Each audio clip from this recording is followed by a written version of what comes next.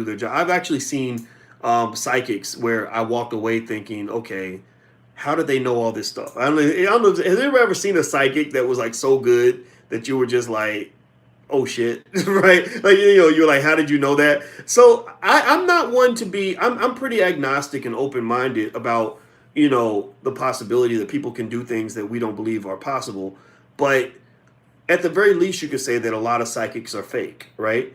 So when it comes to financial psychics, the people that tell you, oh, I know which stocks are going to go up and which ones are going to go down and why, it's not out of the question that some of them might actually just have some information or some ability to stock pick that makes them superior.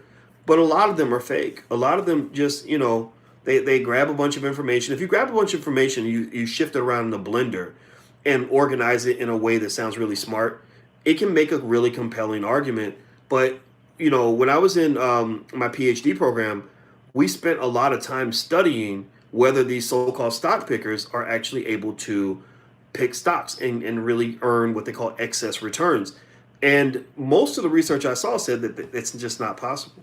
That they say they can do it and people believe them. And the reason it's easy to believe some people can do it is because if you and I both predict something, like it's like if the Giants are playing the Cowboys and I pick the Giants and you pick the Cowboys, well, one of us is going to be right, and one of us gets to say, "Ha, I knew." Right? Well, maybe neither one of us knew. Maybe if they had played, 10 times, the Cowboys would have won 5 times, the Giants would have won 5 times. So the best way, in my opinion, to kind of look at stocks is to look at what I look at all the analysts as a group. I assume that the entire group is smarter than any one individual. So if you've got a group of, say, 20 analysts and 70% of them say this stock is a buy, then a lot of times I'll just go with the 70%, with the under the assumption that maybe there's a reason why so many of the analysts saw something good with this company, and I'll ignore the minority, right? So that's a good start. So I think sort of looking at what the analysts say is a great way to pick a stock. I like companies that have good management structure. Like, some companies just evolve better than others. Like Facebook is awesome when it comes to just adjusting with the times. Amazon is awesome when it comes to adjusting with the times. And these are the kinds of companies, in my opinion, that are just always going to find a way to make money. They're always going to find a way to satisfy their investors. And so I like to sort of ride along with the companies that just seem to have certain things figured out in terms of structure. Some companies are sloppy, though. Like Uber is sloppy. Uber had a lot of internal corporate culture issues that became very public. WeWork was going to be a freaking disaster. WeWork had a valuation. I think they were trying to make it go public for 45 billion. It was not worth 45 billion, and there was actually a professor at NYU who did a podcast, and he actually called it a "we what the fuck." That's literally what he called it. And what he did was he explained why this was an absolute disaster of a company to invest in, and that led the valuation to really drop to where it should have been. And when you really looked into WeWork into more detail, you could see where just the way they were running the company was just not good for business, and they were losing money hand over fist with the long-term expectation that eventually things were going to work out. So they actually had to do a whole cleanup on that company. And then the corona pandemic came, which further destroyed any hopes of a successful IPO for this company. So I like good management. I look at what the analysts say. I would also say that market conditions in the portfolio you already have should play a big part, right? So a lot of times, a big myth of investing is that people think that a good company is automatically a good investment. That's not true. That's not true. The quality of the company, good or bad, isn't always connected to whether it's a good investment. Because sometimes a good company can be overpriced or a bad company can be underpriced. So whether something's a good investment is fundamentally based on the price you pay relative to what the price is going to be in the future, right? So a lot of the best stocks to buy right now during the corona situation are the good companies that were just body slammed and pushed down. Their prices were pushed below what they should be. And once people realize what they've done, there's an argument that these companies are going to go up in value, right? So that's one myth about investing that you want to kind of get out of your head. The other myth about investing is that a good company, even a good company that is also a good investment, is good for my portfolio. Just because it's a good company and just because it's a good investment, that does not mean it's good for your portfolio. So, for example, let's say that someone comes to me with a tech company and says, this company's great, the management's awesome, the analysts say buy it, it's really going to do well. You really want to own a piece of this, boys? Okay, fine. But what if I already have an over allocation in technology? Like what if 70% of what I own already is in the tech industry? Well, I don't need more tech stocks because I'm already over allocated in the tech industry. And one of the cardinal sins of investing is to not be properly diversified, right? You want to be spread out because if I'm over allocated to the tech industry, that means that if tech goes bad, I'm done, right? So when you're investing, you constantly want to sort of calibrate and say, am I balanced? Like think of it like again, think of it like a basketball team or something, right? When the Chicago Bulls had Michael Jordan in the 1980s, they had the best player in the NBA on their team, but they could never win a championship because every time they played another team, the team would simply figure out like, okay, where are they scoring all their points? Oh, they're getting all their points from this guy. So if we stop this guy, then we can stop the Chicago Bulls, and they worked every single year. The Bulls weren't able to win a championship until they brought other players in who supplemented Michael Jordan. So they weren't looking for necessarily another Michael Jordan. So they didn't go get a Patrick Ewing or a Charles Barkley or Karl Malone, right? So they could bump heads and argue over who gets the ball. They went and they got a Scottie Pippen, right? Who supplements, who's a good supplement complement to Michael Jordan. A great player who could take up the load. If Jordan is double teamed, he passes the ball to Scottie. They can't stop Scottie and Mike. And then they got some other people. They got some, really good point guards and a good center and a good bench and a great coach. And so they created a more holistic, balanced portfolio of players, because that's the way players are seen. In the NBA, players are seen as assets. You are a portfolio. They value an athlete the same way they value a share of stock. Literally. So they created a more balanced portfolio that allowed them to actually win championships. Why? Well, because now when the Bulls are marching through the playoffs, the teams can't sort of kill one part of the team without knowing that another part is going to step up. Right? So the same thing is true with your financial life. Your financial life should be a balanced meal. It should be a balanced portfolio where if one thing gets shot down, you're not going to lose everything, right? Or your income stream should be balanced. A lot of reasons that black folks are extremely vulnerable financially, and it's not just black people, it's Americans in general, is because you get all your money from one place. You got that one job that pays 90% of your bills. So you don't have a bench, meaning that, for the Bulls, like Michael Jordan, when he didn't have a bench, he couldn't take a break, right? Well, a lot of us don't have a financial bench, right? We don't have backup assets that can take over in case our main source of income gets cut off, right? We don't have other players. We have the Michael Jordan of our lives, which is that job and that income from that job, but you don't have a Scottie Pippen. You don't have that little side hustle that you can lean on in the event that your job goes dry. A lot of people survived during the pandemic because when they lost their job, they took that energy, they passed the ball to the side hustle. They said, okay, I've got an extra 40 hours a week. I'm going to dedicate my time to my side hustle. So my side hustle actually elevates in terms of the amount of income I earn because I'm putting more time into it. So if you watch the Chicago Bulls, you will see on the days where they double teamed and stopped Michael Jordan, Scottie Pippen, his points per game would rise up because Scottie would say, yeah, I can pretty much take over the role of Michael. I'm not Michael, but I can do a lot of what Michael can do when Michael is occupied, Michael is sick, or Michael is injured, or Michael can't score for whatever reason, right? So ultimately what you want to do is sort of look at your whole financial life, right?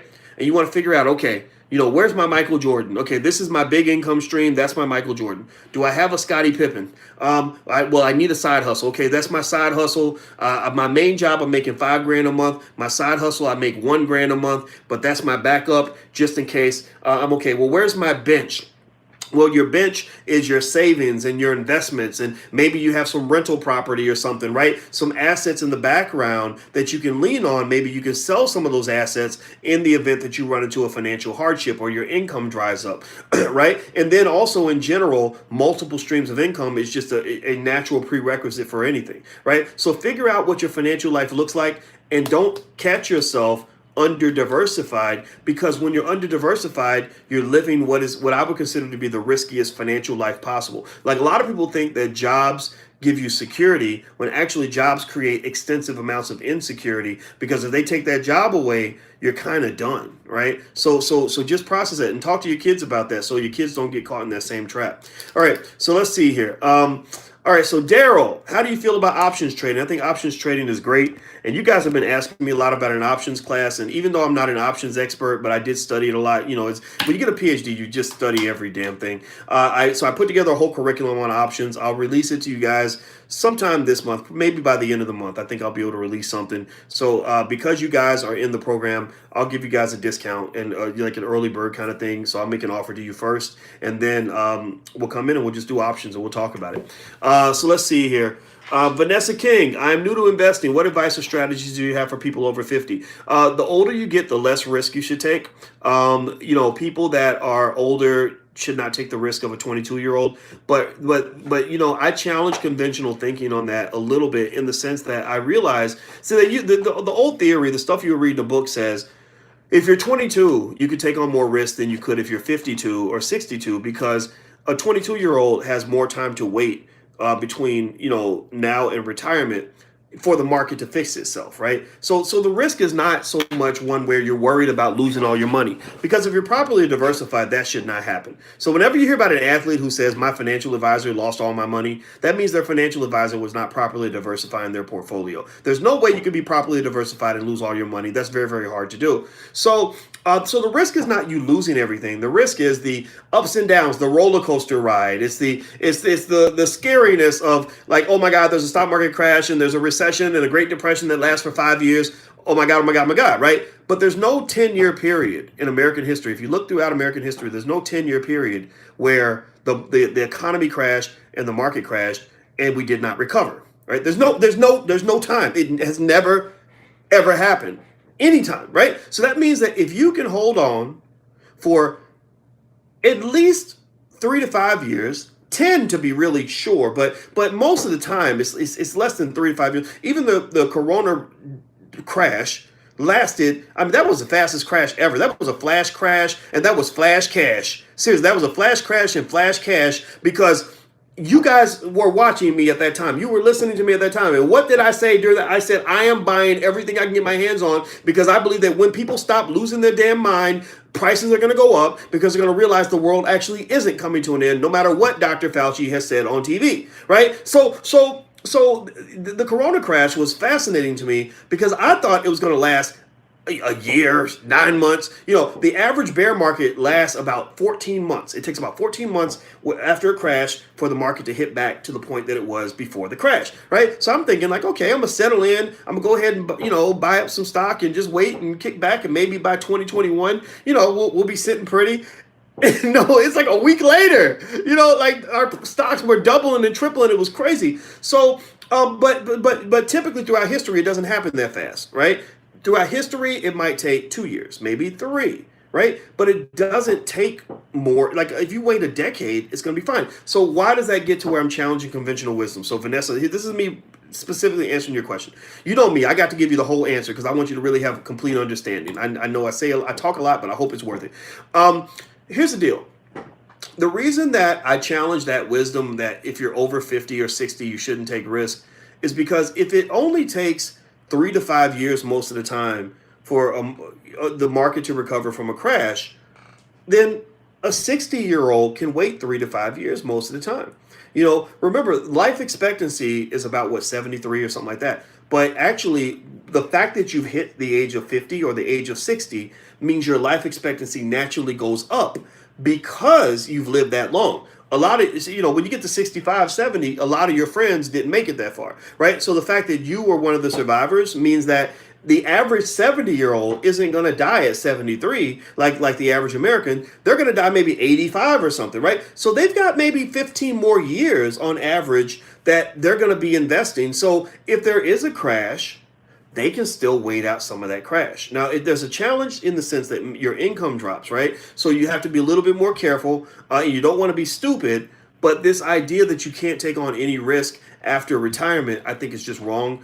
I think you should reduce your risk. And you should also remember your general risk preference. What is your preference? Some people like the risk. They like the ups and downs. Some people don't like that at all. If you don't like the risk, you can go for companies with high cash flow. companies that pay high dividends. Stay away from like high growth companies, like some of these young dot coms that are growing like crazy. They're not paying dividends, so it's hard to get your cash out, things like that. But there are lots of sturdy S&P 500 companies that pay a solid dividend that is going to remain the same no matter what the stock price does. And that's why people like dividend stocks, is because a company goes out of its way to maintain its dividend yield. It's your dividend yield is like a signal. It's like a prop or something. It's like something where where you're showing your strength through maintaining your dividend, right? So when you don't make, it's like somebody who's went to Harvard and they're driving a Mercedes and they like having the Mercedes, so their friends know that they're successful, right? So because if they sell their Mercedes, then people are going to say, oh, he sold his Mercedes, he must not be doing that well, right? Well, companies are the same way with their dividend yield. They will protect that dividend yield, and that's important for investors because that becomes income that you're going to get even if the company falls on hard times or even if the stock price drops. And usually if a company lowers their dividend yield, they do it because they absolutely have to, and because they know that the minute they announce that their dividend is going to be lower than what it was before, the stock price is going to plummet because the market is going to look at it like the rich guy from Harvard who sold his Mercedes. They're going to say, oh, you must not be doing very well. So that's when the stock price drops. Okay. So anyway, let me keep going. Justin, while staying diversified in the stock market, what's a recommended threshold of buying more of one stock? There is no recommended threshold. A lot of it honestly is feel.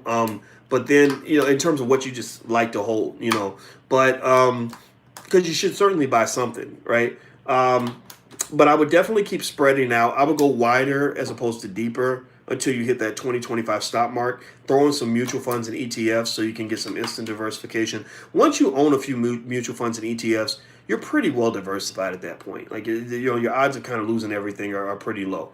Ebony, a week ago, you spoke about creating the investment club as a general partnership. Do you prefer that over LLC? Why? Yeah, I looked into that. I'm not a lawyer, but basically there are reasons in terms of the structure of the investment club and how decisions are made that a general partnership is better than an LLC. I thought an LLC would be optimal too, but actually there are lots of people that argue that a general partnership is better. And after hearing the arguments, I was like, yeah, I guess that does make sense. I think a lot of it comes down to the fact that in an investment club, everybody has to be a part of the decision-making process. And I think that if you create the club in such a way that it gives the impression that there are managers and then there are just owners, like owners and managers are separate, meaning the people that are actually out making the money are separate from the people that are actually investing, that can cause it to be put into a different category by the SEC. And one of the biggest requirements of an investment club is that everybody has to participate in every decision being made in that company. So if you're going to go make an investment or whatever, everybody has to vote on it. You can't have it where people say, okay, well, just take my money and go turn it into more money. You can't do that because then you might be classified as a mutual fund, which changes all the reporting requirements and it becomes a big mess. All right, so let's see here. There's an increase in option trading. How do you feel this will impact the market, says Raquel? Well, options trading is used. Options markets are just, for some reason, tend to be much smarter than equity markets. Like options traders are a lot of the mathematics behind what options traders do gives a lot of information and signals in terms of how the market's feeling. So there's something called a VIX, which is like a volatility index, implied volatility coming from options markets, which is really interesting because basically it's like what they call the fear index. So they literally are able to measure how scared the market is or how investors feel. Or do they expect there to be a lot of volatility? Like, do they expect, like when the expectation of volatility can be basically like like you're sitting in your house in South Central and you see the Crips coming down one street and the Bloods coming down the other and they all got their guns and you're like, oh my God, it's about to go down, right? That's kind of like a measure of the VIX. The VIX is like this fear index, like, whoa, it's about to go down. Like next month, there's a lot of uncertainty. There's a lot of information that's going to pour into the market.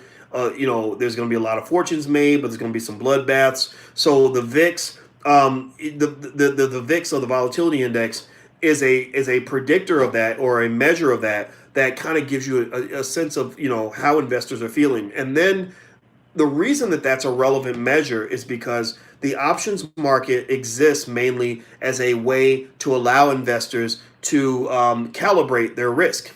So for example, a put option is something you might purchase because you're afraid of the downside risk. Or maybe the call option is something that you purchase because you want more upside risk, right? So you use options as a way to supplement, almost like a side dish to, like your stock is like your main dish, right? It's like your chicken or your beef, right? And then the options market is like your side dishes, your green beans and your mashed potatoes, right? To kind of make it better, to embellish the meal, to add more balance to the meal. So stock markets, and that's why they call them derivatives markets, because they derive their value from what's happening on the stock market. So the stock market is the main show. The options market is the side show. The stock market is the Michael Jordan. The options market is the Scottie Pippen, and they kind of work together to help you win the game. All right, so I'm going to stop talking because I'm losing my breath, or losing my voice, and I did not get a chance to answer all the questions. There's so many questions in here, but I'm going to do more Q&As with you guys, and don't forget that all the Q&As I've done are recorded. So if you're enjoying this, if you're getting something from this, just log right back in.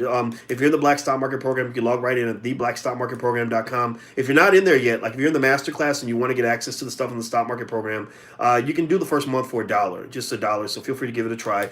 It's theblackstockmarketprogram.com. Log in. Those of you who are in the masterclass, you can log in at drboycemasterclass.com and your lifetime members. And also, you don't forget, you have access to a couple of things I keep reminding you, so you can make sure that you know that you get the full use of this program. Like, we're constantly adding new stuff because we want you to stay, we want you to be happy, we want you to love it, and then we want you to tell your friends, and we're hoping you'll even send in testimonials and stuff. But a few things you get. One, you get the core curriculum, which is very good. If you complete it, you can get your certificate if you want to print it on your wall. Number two, you get access to bonus materials. In the Black Stock Market Program, there's a ton of bonus stuff. Number three, you get access to Ask Dr. Boyce. That's why I've recorded all my Q&As over the years, and you can just sit there and watch that all day. So if you're stressed out about having to actually go through specific curriculums, just sit and listen to somebody talk about it. If you're hearing me just sort of talk about it and using my analogies and stuff, and that's where I think I can add value, is that because I understand the stuff at a high level, I'm not just going to read from a textbook for you. I can actually relate it to things that are happening in your life, and I've been doing that for years, and that's just something that I found helps aid your learning. That's why the Black Business School, we can give you something that you can't really get anywhere else. The other thing you have access to is what Dr. Boyce is buying. So if your buying decisions are complex and you're nervous about it, I will tell you what stocks I'm buying. Like, that's some people do that actually with Warren Buffett too. Like, some people just have portfolios where they just buy whatever Warren Buffett is buying, right? So there are ways to do that too. And then also you have access to the private blog. So if you log in at the top of the curriculum section, there's a link. You can put that, if your question did not get answered here, put it in the private blog, and I'm going to get up tomorrow, and I'm going to go in, I'm going to answer some more questions and do another video like this, except it'll be recorded, it won't be live, and then I'll load it in, and then I'll put a little link to that video underneath your question. So come back to the blog maybe 2 to 3 days later, and the answer to your question should be there. And if you don't get an answer to your question, if you want something and we haven't delivered it or whatever, just email support@theblackbusinessschool.com. We have a full-time support team waiting to hear from you. Support@theblackbusinessschool.com. They will guide you to whatever you need. And also, if you have other family members that can benefit from what we do in the Black Business School, we have all kinds of stuff. We have friends and family discounts and things like that. The number one thing that we want to do, and this is the thing that I know that we can do, is we want to convince you that we are better at educating Black people on business and finance than white people are. Not that white people are bad. I'm sure they've been very nice to you, but we understand Black wealth because we've dedicated our lives to solving this problem, and we have solved this problem, and we have thousands and thousands of students who will testify to that. So feel free to log back in and take a look. And also, one more thing too, I'll share with you guys that link to the activity book for kids. So if any of you have little kids and you want your kids to have something they can do that's fun, that will also help them learn about finances and financial terminology, there is the link right there. And feel free to go take a look. It's right there on Amazon. You guys are the first ones I've actually talked to about it. So I'd love to get your take on it as well. So I'm out of here, guys. Have a good day. And it was great to see you. And I know I talk like a rat out of hell sometimes. I like to just keep yapping. But I hope you can forgive me for that. And I hope that you gain something from this. The reason I talk like this is because there's so many things I want to share with you. And so much I want you to know that sometimes it's just flying out of me 100 miles an hour. And I can't apologize. I would apologize, but if I apologize, I'd be lying, because I'm going to be the same guy tomorrow too. So have a good night, everybody. I'll see you guys soon. Take care. Bye-bye.